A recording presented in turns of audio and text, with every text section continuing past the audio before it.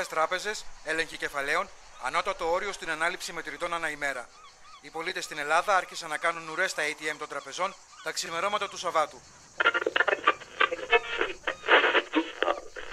Μια φορά απόπη, δεκάδες πρόσφυγες έζησαν δραματικές εικόνες στα παγωμένα νερά του Αιγαίου. Οι άνθρωποι με τα ρούχα τους βρεγμένα προσπάθησαν να σκαρφαλώσουν αυτήν την βραχονισίδα που βλέπουμε κοντά στη Χίο. Το μόνο που ακουγόντουσαν πέρα από τα αγριεμένα κύματα ήταν τα παιδικά ουρλιαχτά. Εδώ πέρα βλέπουμε εθελοντές οι οποίοι έσπευσαν στην περιοχή να βοηθήσουν αυτούς τους ανθρώπους. Μερικοί από αυτούς κατάφεραν να φτάσουν στα... Γεια σας, είμαι ο Παύλος. Η μέρα σήμερα είναι πολύ ιδιαίτερη για μένα, καθώς παρόλο που είμαι ακόμα φοιτητής, είναι η μέρα που θα κάνω την πρώτη μου εξέταση ασθενούς, τον οποίο και θα σας συστήσω στο τέλος. Το ότι βρίσκομαι εδώ αυτή τη στιγμή και σας μιλάω, οφείλεται σε μια χαζομάρα μου, καθώς και σε ένα παιχνίδι της τύχης. Η χαζομάρα ήταν ότι σε ηλικία 10 ετών έκανα τη μικρή μου επανάσταση και πήγα για μπάνιο φαγωμένος και κρυφά από τους γονείς μου, με αποτέλεσμα να κοντέψω να πνιγώ. Το παιχνίδι της τύχης και όχι της μοίρας ήταν ότι εκεί κοντά βρισκόταν ένας γιατρός.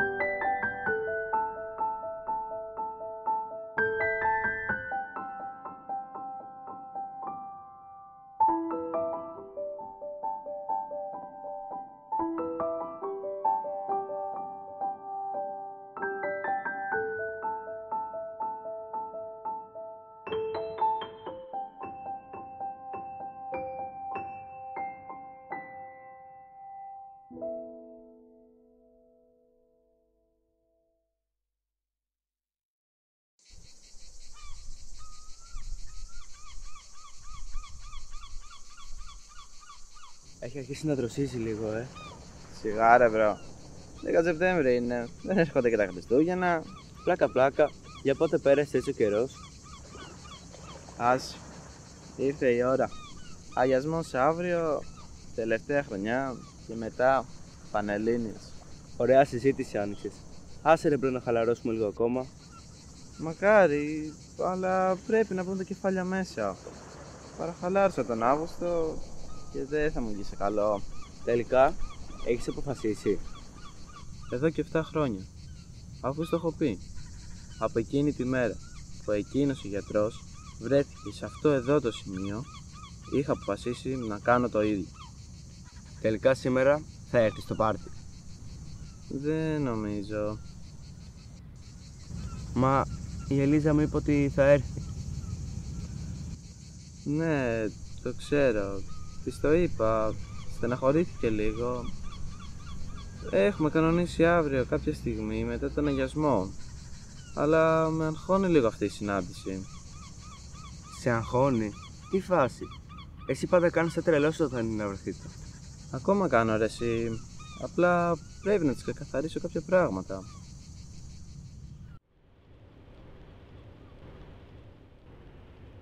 Τι κάνεις? Καλά, εσύ? Μια χαρά. Πώς ήταν χθες το πάρτι? Καλά ήταν. Ήρθαν όλοι. Τελικά δεν έγινε τίποτα με τη Γιώτα και τον Μιχάλη. Ο Σταμάτης, ξέρεις, πάλι ήπια και άρχισε να κάνει τον καραγκιόση. Εσύ, πώς πέρασες? Μην ξύνεις πηγές. Συγγνώμη, αλλά δεν μπορώ να καταλάβω πώς να ξεκινήσει το διάβασμα μία μέρα αργότερα μπορεί να σε βγάλει εντελώς εκτός προγράμματος. Ρε μωρό μου, ναι, η μία μέρα δεν σημαίνει κάτι. Αλλά από την άλλη ξέρεις πως θέλω σε τίποτα να πετύχω το στόχο μου. Και θα κάνω τα πάντα γι' αυτό. Μη συνεχίζεις, νομίζω ότι καταλαβαίνω.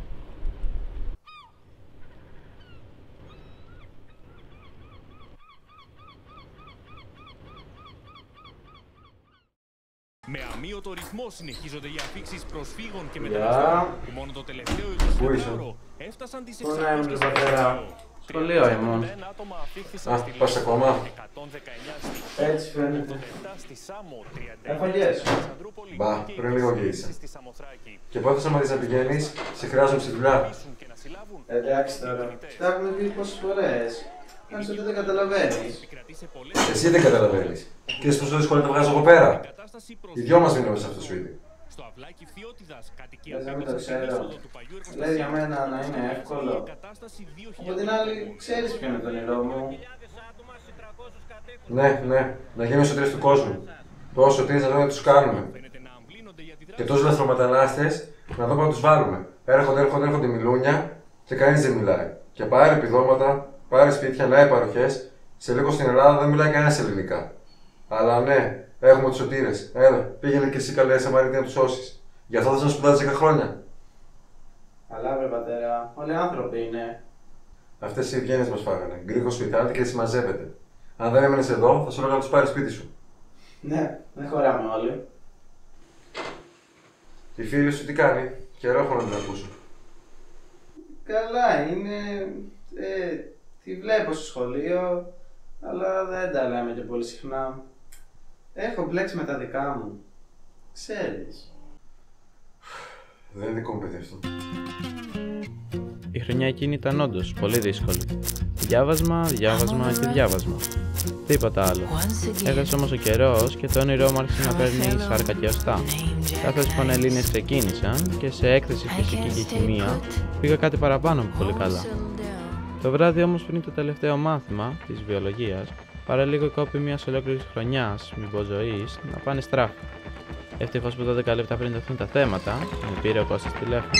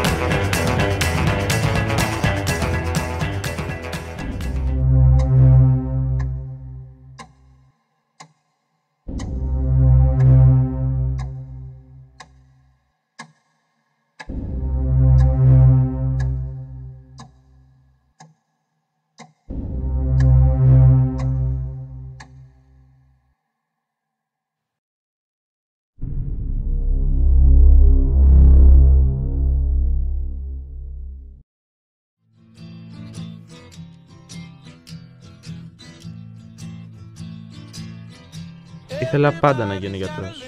Έδωσα μάχες, προσπάθησα και έφτασα στην τελευταία εξέταση. Το μέλλον μου εξαρτιόταν από αυτή. Μα κάποιος που ήρθε από πολύ μακριά πνιγόταν μπροστά μου. Δεν μπορούσα να τον αγνοήσω. Αν ήθελα να σώζω ζωές, έπρεπε να ξεκινήσω τότε. Όχι με λόγια, με πράξεις.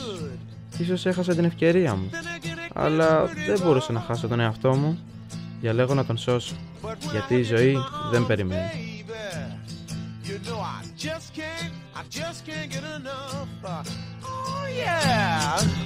Everybody's gotta live, yes they do, and everybody's gonna die. Everybody try to have a good time. I think you know the reason why. Και τώρα ήρθε η ώρα να σας συστήσω τον πρώτο μας ασθενή.